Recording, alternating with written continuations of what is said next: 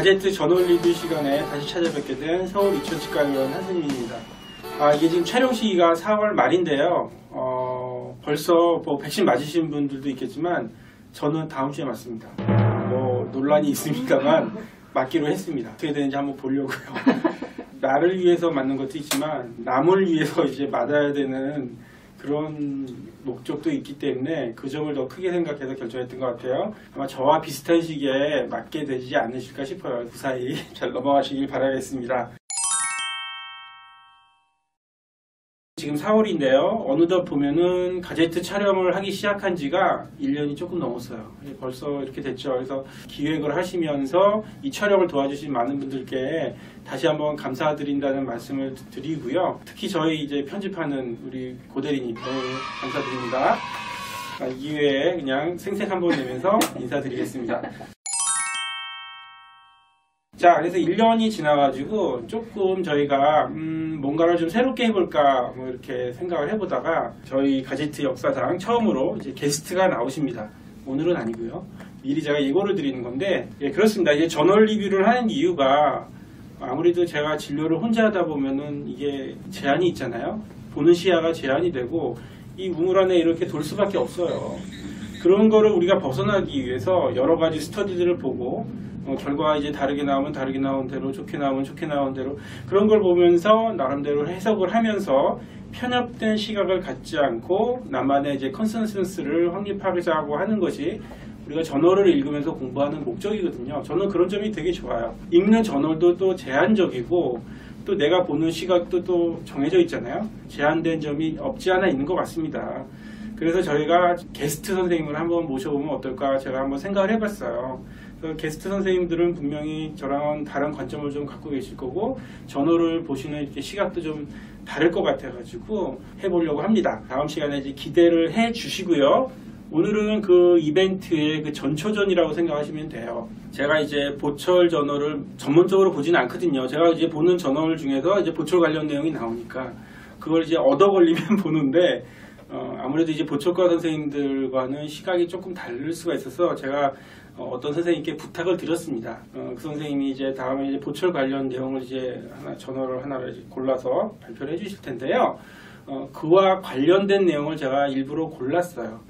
사실 제가 지난번에 이제 촬영 마치면서 2021년 저널을 못하고 2020년 저널까지만 어떻게 이렇게 했잖아요. 근데 그동안에 이제 2021년 저널이 업데이트돼서 나왔을 거란 말이에요. 좋은 내용이 너무 많더라고요. 남은 이제 가제트 촬영분 다 해도 지금 발표된 거 이렇게 다 못할 정도로 괜찮은 내용들이 꽤 많이 나왔습니다. 아쉽게도 걔네들은 좀 파묻혀질 것 같아요.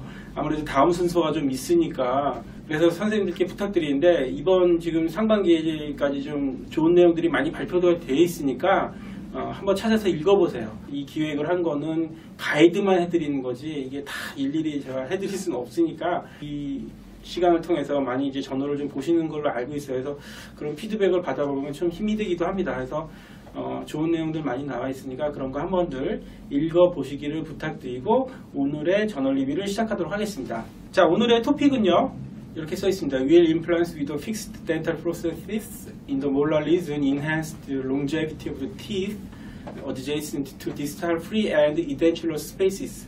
제목이 너무 길잖아요. 그래서 이거를 어떤 내용으로 할 건지를 간략하게 설명드리겠습니다. 인간은요, 치아를 28개의 치아를 갖고 있겠지만 이거를 평생 동안 잘 유지를 하고 쓸 수 있으면 좋겠는데 그렇지 않아요. 어떤 이유에서건 간에 치아가 하나, 둘, 세 개씩 이렇게 빠지게 됩니다. 프리엔드 에어라고 우리는 알고 있잖아요. 예, 최후방 대구치가 없는.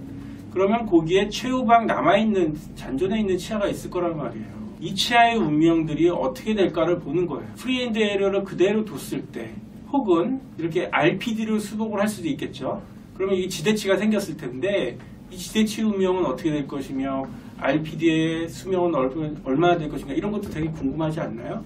한편으로는 이걸 프리엔드 에어로 놓지 않고 이렇게 임플란트로 수복을 해주었을 때 또 결과가 달라지겠죠. 이 임플란트를 수복하는 것이 이 남아있는 잔존 최후방 치아의 수명을 좋게 할 것이냐 도움이 될 것이니까 그거를 보고자 하는 것이 그 긴 제목으로 지금 나와 있지만 이번 스터디의 목적이 되겠습니다. 이 스터디를 쓴 사람은 일본 사람입니다. 사실 일본 사람들이 이런 것들에 관심이 많은 것 같아요. 저희 병원에 가끔 이제 외국 환자분들이 이렇게 오시는데 서양 쪽은 아무래도 치아를 발치하고 리플레이스먼트 하는 그런 치료들이 좀 보편화되어 있는 것 같고, 동양 쪽은 투스 세이빙 트리트먼트, 치아를 보존하는 치료가 조금 더 보편화되어 있는 것 같다. 일장일단이 있지만 치아의 수명을 조금 늘리는 거는 조금 가치가 있는 것 같다. 그런 식으로 제가 설명을 드리거든요. 그런데 제가 보면은 그런 것들을 제일 잘하는 친구들이 일본 쪽에서 나온 리포트들이 그런 게 많습니다. 뭐 치주 쪽에서 보면 뭐 루트 리젝션이나 헤미섹션 해놓고 그거를 롱텀하게 이렇게 본 거, 그런 스터디들도 많고요. 일본 쪽이 제가 알기로는 임플란트를 굉장히 늦게 받아들였거든요. 약간 뭔가 그쪽에서 선입관이 있었던 것 같은데, 그럼에도 불구하고 집요하게 이런 리포트들을 내놓습니다. 그래서 굉장히 좀 도움이 될 것 같아서, 그리고 제가 다음번에 이벤트로 만들어 놓은 게스트 선생님이 해주실 저널 내용과도 좀 일맥상통하는 면이 없지 않아 있어서 제가 이 내용을 설명드리려고 합니다. 그래서 인트로덕션 보겠습니다. 인트로덕션은 그렇습니다. 우리가 치아를 발치하는 요인은 여러 가지가 있어요. 이게 뭐 치질이라든지 뭐 덴탈 케어라든지, 그게 양대 산맥이긴 하지만 또 하나 중요한 원인이 뭐냐? 여기 나와 있는 오클루전 서포트에 대한 얘기가 있습니다. 그래서 교합이 과도하게 집중이 되면 그것이 치아를 망가뜨리는 하나의 원인이 될 수 있겠다. 그렇게 설명을 하고 있고요. 거기 인용되고 있는 스터디가 미하라라고 써있는 거 보니까 일본 선생님입니다. 안 찾아봤습니다. 제가 이거 저놀이 생소한 제놀이, 그래서 제가 일부러 찾아보진 않았어요. 임플란트를 치료를 해서 최후방 대구치 없는 부분을 수복을 해주면 교합력을 이렇게 분산시킬 수 있기 때문에 우리가 그 치아, 전방 치아, 잔존 치아에 굉장히 도움을 줄 수 있을 것이다. 그런 내용도 발표가 되어 있고, 역시 이 저자를 보면 이것도 일본 선생님입니다. 이건 찾아볼 만한 저널이에요. 그래서 그럼 이런 스터디가 과거에는 없었겠느냐? 있었죠. 물론 있었습니다. 그래서 전방 치아의 뭐 서바이벌 레이트니 뭐 그런 거를 조사를 해서 이렇게 리포트를 하긴 했지만 베이스라인 컨디션을 고려하지 않았다. 이게 무슨 말이냐면은 동일한 조건, 비슷한 조건에서 이렇게 비교를 할 수가 없는 문제가 있어요. 그래서 그거를 이번 스터디에서는 조금 더 공평한 조건에서 살펴보겠다 하는 것이 이번 스터디의 이제 목적이 되겠어요. Propensity Score Matching Analysis라는 표현을 쓰고 있습니다. 이게 뭘까요? 저는 자신있게 모른다고 대답할 수 있어요. 저는 통계를 잘 아는 사람이 아니기 때문에, 물론 제가 저걸 찾아보려고 했느냐? 안 했어요. 안 하고 대충 저거를 이제 본문에 나와 있는 내용을 보면은 그냥 이해할 수 있어요. 그래서 그거를 제가 잠깐 설명드리려고 합니다. 두 가지 그림을 그려놨는데요. 한쪽은 지금 본 레벨도 낮고 바이라테럴하게 치아가 없는 상태예요. 한쪽은 편측은 그래도 치아가 괜찮게 있고, 이쪽 치아의 이제 본 레벨도 나쁘지 않아요. 그럼 이런 상태에서 이 위에 쪽은 수복을 안 하고 그대로 두고, 아래쪽은 임플란트를 수복을 하고, 그러고 나서 이쪽 치아하고 이쪽 치아의 최후방 잔존치아죠. 잔존치아의 그 수명이나 뭐 어떤 컴플리케이션을 비교하는 게 이게 공정하냐 이거죠. 공정하지 않잖아요. 이쪽은 임플란트가 수복이 없었어도 한쪽이라도 이제 씻고 있었을 테고, 페리오 상태가 나쁘지 않고, 이쪽은 훨씬 더 이제 나쁘게 될 거잖아요. 그러니까 이거를 이렇게 하면은 공정하지 않으니까 대상을 추릴 때 똑같지는 않더라도 비슷한 조건으로 맞춰가지고 한번 우리가 연구 추적을 해보자 하는 게 Propensity Scoring Matching Analysis라고 하는 거라고 저는 그냥 나름대로 추정을 했습니다. 본문 내용을 읽고 그렇게 하는 겁니다. 근데 사실 이게 의료계에서 많이 쓰는 그런 분석 요법이라고 해요. 제가 몰랐을 뿐이지. 자, 그래서 이 스터디는 이제 그걸 하겠다는 거고요. 이제 매트리얼 모스드로 넘어가 보겠습니다. 571명의 환자를 대상으로 했고요. 총 치아가 1085개니까 그래도 꽤 많은 대상을 추린 것 같습니다. 그래서 이제 술전에 보면은 연구를 할 때 이 리트로스펙티브 스터디니까 자료를 뽑았겠죠. 어떤 것을 이제 공정하게 맞출 항목을 어떤 걸 보느냐, 그런 거를 자기네들이 추렸을 거 아니에요. 그래서 수복물이 있느니 없느니, 아이크너 인덱스니, 뭐 오클루전 서포트의 상태니, 케이드 클래시피케이션이, 뭐 치주 상태니, 이런 걸 보는 거예요. 여기서 아이크너 인덱스라는 거는 저는 잘 사실 생소해요. 우리가 학교 다닐 때는 되게 케이드 클래시피케이션 요거는 굉장히 익숙하지 않습니까? 요건 익숙해서 잘 아는데, 이건 잘 모르시는 분들도 있을 거예요. 근데 사실은 여기서는 이거를 또 아이크노 인덱스에 따라서 어떤 결과가 나왔느냐 아주 중요하게 이거를 세밀하게 분석하지는 않았기 때문에 역시 잘 모르더라도 이거를 너무 연연해 하실 필요 없고 그냥 바로 넘어가시면 되겠습니다. 그래서 이걸 이제 그룹을 둘로 나눕니다. 그래서 케이스 그룹은, 테스트 그룹은 프리엔드 에리어가 있고 치아가 이제 소실되었을 때 그걸 임플란트로 이제 수복해준 그룹이 케이스 그룹이 되겠고요. 컨트롤 그룹은 수복하지 않고 그냥 놔둔 그런 그룹이 되겠습니다. 이렇게 두 개의 그룹으로 나누게 되고요. 아이크노 인덱스라고 하는 그 클래시피케이션입니다. 그래서 보면은 이제 상악 간의 교합이 잘 되는 경우, 교합이 한쪽만 되는 경우, 교합이 없는 경우 대충 이렇게 나누고 이제 서브 그룹으로 나누는데요. 그냥 궁금해하실 분들을 위해서 제가 그림 하나 넣은 거고요. 여기에 따라서 어떻게 세밀하게 또 결과를 뭐 도출해내거나 그러진 않았기 때문에 그냥 참고로만 보시면 되겠습니다. 이제 투스 레벨에서 이제 페이션트 레벨을 항상 뭐 그렇잖아요. 페이션트 레벨을 볼 수도 있고 투스 레벨을 볼 수도 있고 이제 투스 레벨로 보는 게 좀 더 정확하지 않나요? 그래서 여기서 이제 투스 레벨로 보고 우리가 이제 프로페시널티 스코어 어널리시스를 할 때 어떤 항목을 보는가 이걸 쭉 써놨습니다. 뭐 케네디 클래시피케이션 쭉쭉쭉 치아의 위치라든지 치아의 상태라든지 그런 거를 이제 보겠고 여기서 이제 약자로 PS를 썼는데요. 프로페시널티 스코어 어널리시스를 하고 나니까 총 44명의 환자에 56개의 치아가 추려졌고 이 중에 28개가 임플란트를 수복한 케이스 그룹 테스트군이 되겠고 28개가 이제 수복을 안 했던 컨트롤 그룹이 되겠습니다. 그래서 1085명 중에 이렇게 이만큼 남았으니까 굉장히 많이 추려낸 거죠. 그만큼 조건을 좀 많이 넣어가지고 비슷한 환경으로 맞추려고 했던 것 같아요. 왼쪽 표, 좌측 표 두 개가 나와 있는데 잘 안 보이실 거예요. 보실 필요도 없고요. 왼쪽은 이제 프로페시널티 스코어로 매칭을 하기 전에 데이터를 쭉 이렇게 정리해 놓은 거고 이거는 매칭을 한 다음에 이제 자료를 정리해 놓은 겁니다. 그래서 이거를 반으로 나눠가지고요. 그냥 예를 한번 들어보도록 하겠습니다. 이쪽이 매칭 전, 이쪽이 매칭한 다음입니다. 그래서 조건을 맞추는 거예요. 이제 케이스 그룹, 그러니까 이제 임플란트를 수복한 그룹. 요거는 이제 양쪽 다 이제 변하지 않겠죠. 요거 한번 보세요. 케네디 클래시피케이션. 이제 임플란트를 이제 수복을 했던 군에서는 케네디 클래스 1, 그러니까 바이레테라는 경우가 훨씬 더 많았었잖아요. 수정 전이고요. 보정 전이고. 그 다음에 스코어를 매칭을 시키고 나면 그 임플란트를 수복한 군과 비슷하게 이렇게 맞추는 거예요. 공정한 환경을 맞추기 위해서 치아 타입도 매칭을 시키기 전에는 JLD 구치가 제일 많이 이게 남아 있었거든요. 최후방에. 그러면 이제 공정하지 않으니까 요 퍼센테이지를 비슷하게 맞추는 거예요. 그래서 매칭해서 보면은 비슷하게 맞춰졌죠. 이게 똑같이 맞추기는 어려우니까 비슷한 조건 환경으로 맞춥니다. 그리고 나서 이제 비교를 해보겠다는 게 이 스터디의 목적이고 결과는 너무 심플합니다. 저자의 의도를 읽어보면은 결과보다는 그 과정을 봐주면 어떨까 하는 그런 생각이 숨어 있었던 것 같아요. 그래서 요거를 굉장히 잘 했던 것 같습니다. 이제 결과가 바로 나오죠. 결과가 나오는데 이 표예요. 아주 간단한 표지만 이거조차도 이제 보기 좀 힘들어 하시는 분들을 위해서 간략하게 이제 그림을 설명을 드리도록 하겠습니다. 자, 매칭 전에 총 1085개의 치아를 대상으로 했다고 했잖아요. 그 중에 28개가 임플란트를 수복한 군이고 나머지 1057개가 임플란트 수복 없이 그냥 최후방 치아를 방치해 놓은 거예요. 이 그룹을 봤을 때 이거는 지금 프로페시널티 스코어링 매칭 전이라고 말씀드렸어요. 한 6년 정도 팔로우업을 해보니까 그대로 이제 방치해 놓은 수복 없이 방치해 놓은 그룹에서는 17.8%의 치아가 소실이 됐어요. 반면에 임플란트를 수복한 그 케이스 그룹에서는 단 한 개의 치아도 최후방에 남아있는 치아들이요 소실이 되지 않고 잘 유지가 되었다는 거예요. 근데 얼핏 보면은 임플란트가 이렇게 더 좋은 기능을 했으니까. 그런데 이거는 공정하지 않다고 그랬죠. 그래서 결과를 이제 그 프로페시널티 스코어를 맞춰가지고 매칭을 시켜가지고 결과를 보는 거예요. 똑같이 비슷한 조건으로 맞추면 이제 케이스 그룹도 28개, 케이스 그룹도 28개, 그 다음에 컨트롤 그룹도 28개가 남을 거 아니에요. 수복을 안 해줬을 때는 이 남아있는 잔존치아, 최후방 치아들이 25% 꽤 많이 소실 4분의 1이 없어진 거예요.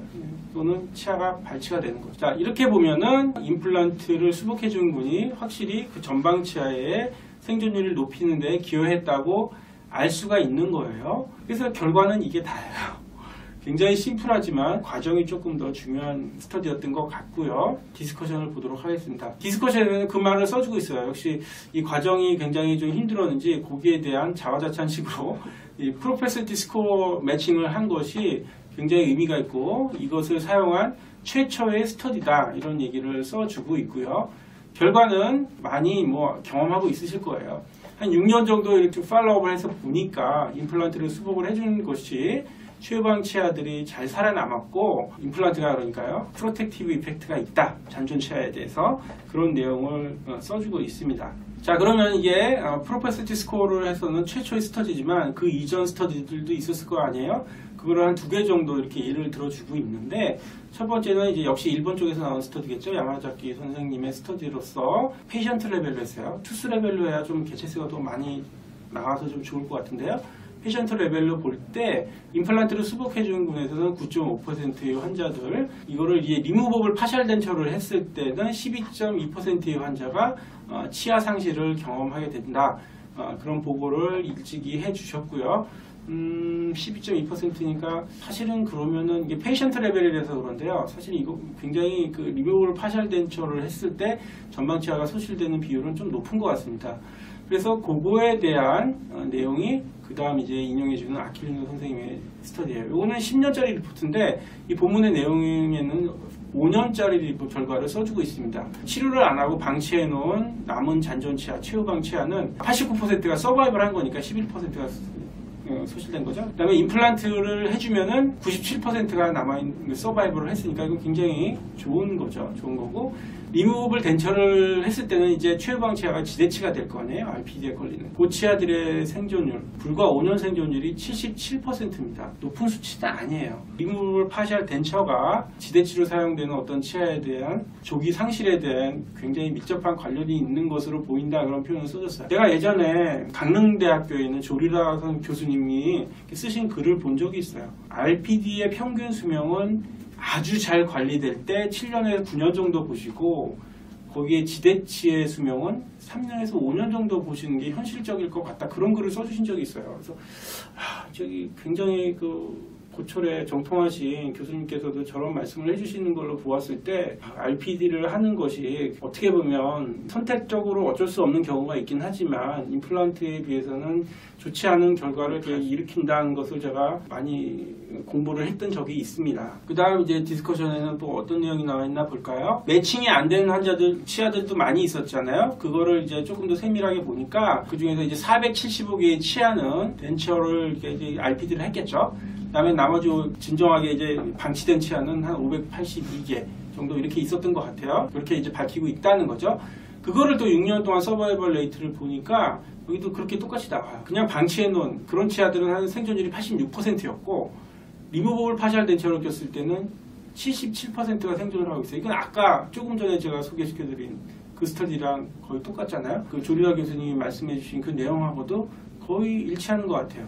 근데 이 스터디에서는 뭐냐면은 요 남아있는 여기 매칭이 안 된 요 두 그룹을 갖다가 요것만 가지고 다시 매칭, 프로페서티 스코어 매칭을 시켜보니까 이 두 군 간의 차이는 없다고 해요. 그러니까 방치됐거나 RPD를 껴거나 같이 서바이벌 레이트가 안 좋았다는 그런 얘기가 되겠습니다. 그 다음에 일반적으로 프리엔드에리어가 있고 그 뒤에 남은 최후방 치아는 치아 상실에 대한 리스크가 상당히 높은 것으로 알려져 있어요. 거기에 대한 우리가 어떤 가설을 세우냐면은 여러 가지 원인이 있겠지만 RPD를 사용될 경우에 특히 로드가 강하게 걸리는 문제, 그런 거를 우리가 또 한번 생각해 볼 수가 있는 거죠. 설사 그게 RPD의 지대치로 사용이 되지 않고 남아있다고 하더라도 여러 가지 위험 환경에 노출이 되죠. 이게 일옵션이 많이 된다든지 또는 틸팅이 된다든지 어쨌든 간에 TFO라고 하죠. 강하게 이제 교합성 외상에 노출될 수 있는 환경을 만들어진다고 봅니다. 그렇기 때문에 그냥 방치해 놓는 것도 역시 치아 상실에 대한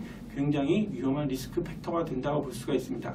이러한 것들을 볼 때 임플란트 치료를 하는 것이 연쇄적인 안 좋은 사이클이죠. 그런 사슬을 끊을 수 있는 하나의 해결책이 될 수 있겠다, 그런 식으로 설명을 해주고 있습니다. 결론은 프리엔드가 있으면 최후방 치아를 보호해주기 위해서라도 임플란트를 해서 수복을 해주는 것이 가장 좋은 방법이라는 것을 우리는 알죠. 치과의사 선생님들은 알 거예요. 항상 인터넷에는 잘못된 정보가 과대 포장되기 때문에 임플란트 하면 안 좋더라 그런 내용들을 환자분들이 병원에 오셔서 입에 거품을 물고 이렇게 말씀을 많이 해보셔야 과학은 거짓말을 하지 않는 거거든요. 충분히 이해를 시킬 필요가 있을 것 같습니다. 자, 그러면 이제 조금 더 우리가 생각해봐야 될 내용을 보겠는데요. 아까 서두에도 잠깐 말씀드렸지만, 그럼 RPD를 사용을 해서 이제 지대치를 쓸 수 있을 거 아니야? 그 최후방 치아들을요? RPD의 지대치의 수명은 어떻게 되는가? 그런 거 궁금했어요, 저는 되게. 그래서 이제 제가 이런 것을 처음으로 접했던 스터디는 요 첫 번째 줄에 나와 있는 이 스터디입니다. 2001년이면 제가 공중보건이하고 있을 텐데 제가 공중보건이 때 공부를 했겠어요? 안 했겠죠? 그때 한 건 아니고 나중에 사회생활을 하면서 이런 것들이 궁금하면서 찾아보다가 이제 얻어 걸린 거예요. 얻어 걸려가지고 결국은 또 이 저널을 찾아보게 되고 그렇게 된 겁니다. 그래서 이 스터디에서는 RPD의 지대치의 그 동요도를 10년 동안 이렇게 추적을 해보니까 동요도가 이제 계속 증가를 하게 되는 거고 10년 정도 팔로우업을 해보니까 26%의 그 RPD 지대치가 이제 소실이 되었고요. 그 다음에 이제 지대치를 사용하지 않고 그냥 놔둔 치아들은 14% 정도밖에 소실이 안 된 거예요. 그냥 방치해 놓은 게 오히려 낫다는 거죠. 어떻게 보면. 참 아이러니하지 않습니까? 씹으려고 뭐 치아를 틀니를 수복을 했는데 오히려 그건 더 망가지게 돼요. 아이러니하죠. 자, 그 다음에 이런 것들을 저 역시 또 잘 열심히 공부하는 게 일본 사람들이 이런 데이터 많이 내거든요. 타다란 사람도 일본 사람입니다. 제가 찾아온 것 중에 비교적 2016년이니까 아주 오래되지 않은 저널인데요. 이 사람이 2013년에 한번, 2015년에 한번 냈습니다. 그래서 2013년에 내온 내용도 RPD의 지대치에 대한 그 수명인데요. 이게 한 5년 보니까 86.6%. 글쎄, 아까 한 70%대에 비해서는 조금 뭐 성공률이 조금 높다고는 볼 수 있겠지만 그래도 꽤 많은 치아가 이제 상실된 것을 볼 수가 있고요. 하지만 이 수치조차도 수복하지 않고 그냥 놔둔 그 치아에 비해서는 훨씬 낮은 생존율이에요. 안 좋다는 거죠. RPD가 가질 수밖에 없는 숙명적인 운명. 지대치로 걸리는 치아에 대해서는 교합력 뿐이겠어요. 그 RPD 클래스프에 의한 뭐 여러 가지 라테랄 폴스, 안 좋은 힘을 굉장히 많이 받기 때문에 그럴 수밖에 없는 것 같습니다. 이 양반이 2015년에 낸 거는 뭐냐면은 이 RPD 환자들을 아주 잘 관리를 했을 때 성공률이 한 83.7%. 1년에 한 번씩 이 사람이 그냥 잘 관리되는 건 아니죠. 그런 사람들이 한 75.5%. 그 다음에 아예 관리가 안 되는 사람들은 한 70%. 성존율이 요거밖에 안 되는 거예요. 그러니까 아까 조리라 교수님이 말씀하신 그냥 지대치의 수명 한 3년에서 5년 보는 게 현실적이고 RPD 자체의 성공률 수명도 한 7년, 9년 정도 보시는 거. 그게 그렇게 틀린 얘기는 아닌 것 같다는 생각을 합니다. 그래서 오늘 제 케이스도 이와 관련된 내용을 제가 좀 준비를 해봤습니다. 자, 첫 번째 케이스는 딱 엑스레이만 보시더라도 굉장히 치주적으로 안 좋은 것을 알 수가 있습니다. 이 환자분은 다른 치과를 갔을 때는 상악에 대해서는 전부 다 빼라고 얘기를 들으셨다는 거예요. 나이가 불과 40대예요, 이 환자분은. 할아버지도 아닙니다. 이걸 다 빼고 이제 다 전압을 임플란트를 하라고 얘기를 들었다는 거예요. 근데 딱 보시면 오른쪽 왼쪽이 이제 많이 이제 대비가 되죠. 왼쪽은 이 대구치가 좋지는 않지만 그래도 대구치가 남아있기 때문에 전방 치아의 소구치들의 상태가 우측보다 낫습니다. 우측은 대구치가 아예 없으니까 여기에 아무리 치주도 안 좋은 데다가 강한 이제 교합력이 걸렸겠죠. 이 치아들은 이제 어쩔 수 없이 이제 발치를 하게 됐어요. 맨 처음에는 전압 치주 치료를 하고 이제 필요한 치료를 하고 나서 어쩔 수 없이 이 부분에 대해서만 임플란트 치료를 하기로 했습니다. 그래서 이 부분은 이제 사이너스 그래프트를 통해서 이제 프로비저널 레스토레이션, 최종 이제 보철모를 이렇게 만들어서 넣었고요. 지금 2년, 요건 2년째 팔로우업, 현재 5년입니다. 5년째 팔로우업은 이 기준은 뭐냐면은 치주 치료를 한 걸 기준으로 한 5년 정도 팔로우업을 하고 있다는 거예요. 얼마 전에도 오셨다 가셨어요. 그래서 뭐 임플란트가 중요한 건 아니고 이런 거 이제 남아있는 치아들이 생각보다 오래 잘 버텨요. 전에도 제가 한번 그런 말씀 드렸을 거예요. 빼고 싶은 그러니까 이제 치아를 발치해야 되는 시기는 환자분이 생각하는 거와 치과의사가 생각하는 거는 다를 수 있어요. 다를 수밖에 없어요. 제가 볼 때 이 환자분의 지금 오랄 하이진 컨트롤 능력으로 보면은 지금 5년 정도 이 치아들을 다 이제 나머지 치아들은 발치하지 않고 유지를 했지만 앞으로도 7년, 8년 정도까지는 무난히 버틸 것으로 보여요.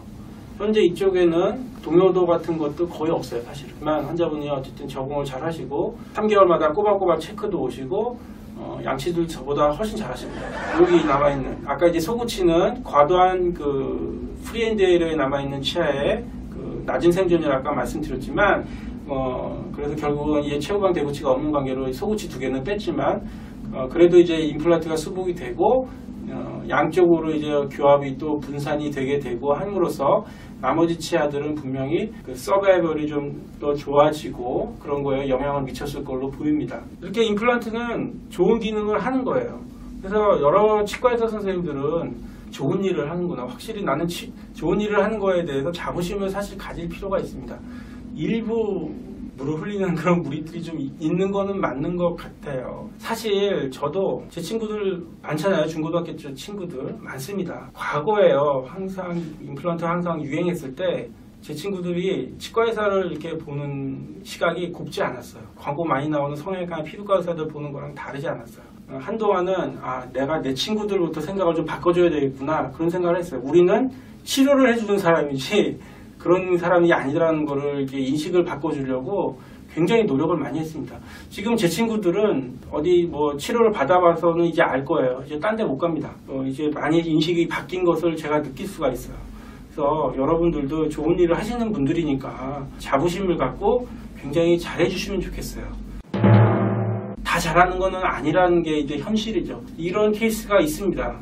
꽤 오래된 10년도 넘었던 케이스인 것 같은데 임플란트를 했어요. 이게 뭐예요, 이게?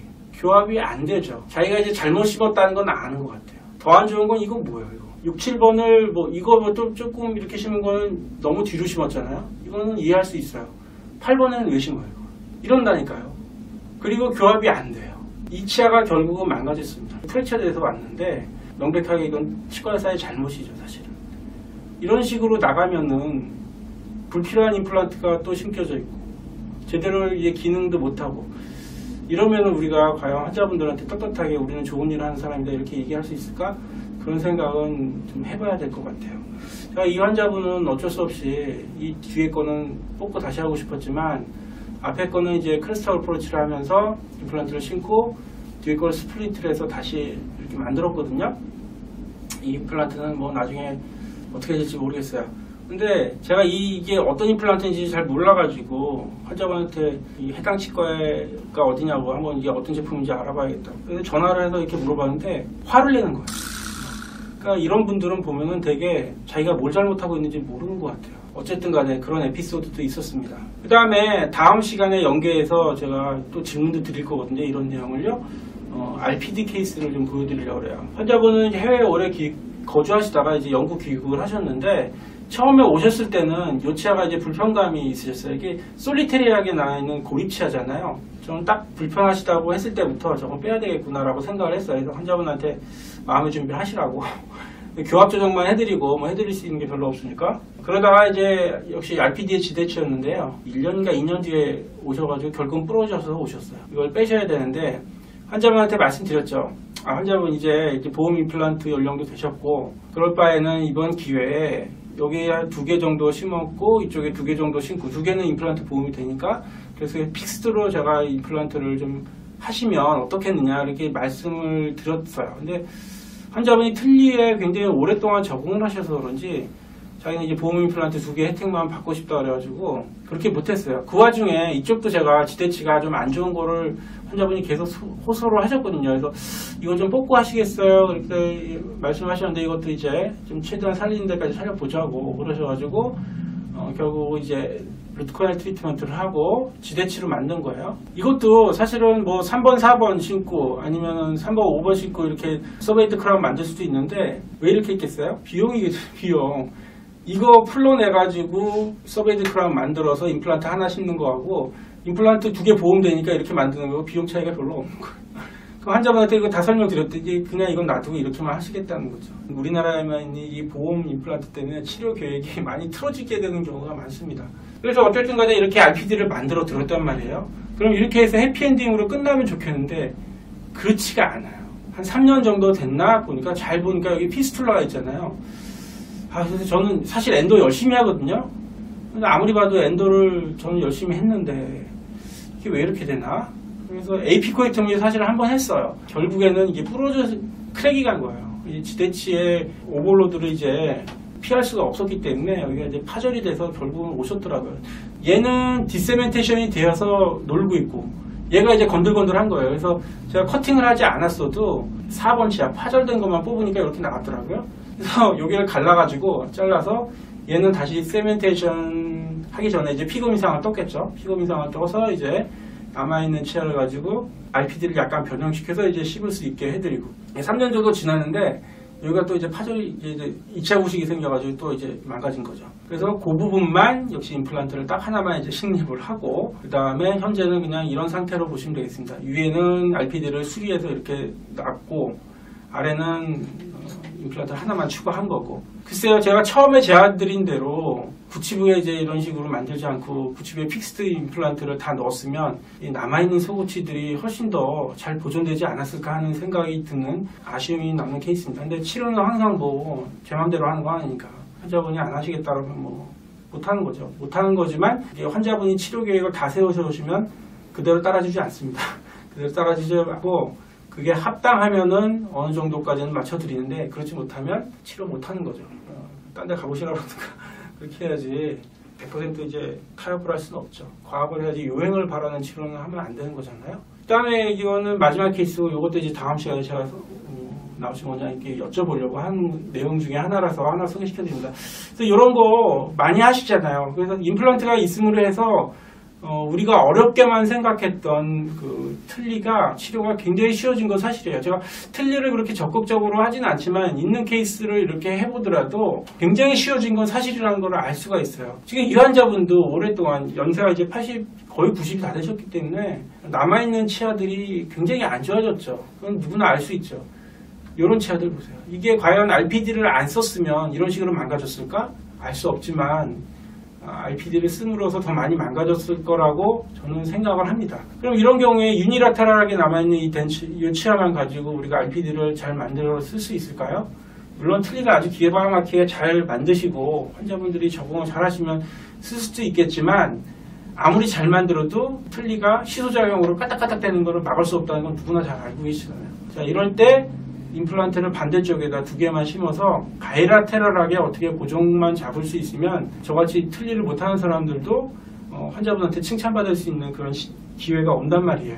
어렵지 않게 임플란트 심어도 이렇게 만들어 드리는 거는 이 틀니 만드는 거는 뭐 저보다 다 잘하시는 분들 아닙니까? 그래서 5년 정도 클래스프가 한번 좀 헐겁다고 5년 뒤에 딱 한 번 오시고 중간에 아예 안 내오시고 이것도 벌써 지금 한 4년 전인가 내어놓으신 게 마지막이고 또 안 오세요. 아무튼 간에 이런 식으로 우리가 이제 만들어서 굉장히 어려운 치료도 쉽게 할 수가 있습니다. 그래서 제가 이제 궁금한 거는 몇 개 제가 스터디를 찾아보긴 했습니다만 이런 데 남아있는 자연치아의 수명은 어떻게 될 것이며 임플란트에 RPD를 걸어 쓰는 거에 그 임플란트 RPD 요즘 많이 하시잖아요. 이런 거에 임플란트의 서바이벌 레이트는 보통 우리가 픽스드 하는 거에 서바이벌 레이트와 차이가 많이 날 것인가?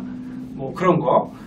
그 다음에 임플란트를 심을 때 그럼 어느 위치가 더 좋을 것인가? 어떤 식으로 하는 것이 좋은 것인가? 어태치먼트를 쓸 수도 있고 지금처럼 클래스프 RPD를 쓸 수도 있잖아요. 저는 클래스프 RPD를 선호합니다만 이런 거를 다음 게스트 선생님을 모시고 열심히 공부를 해볼 시간이 있을 겁니다.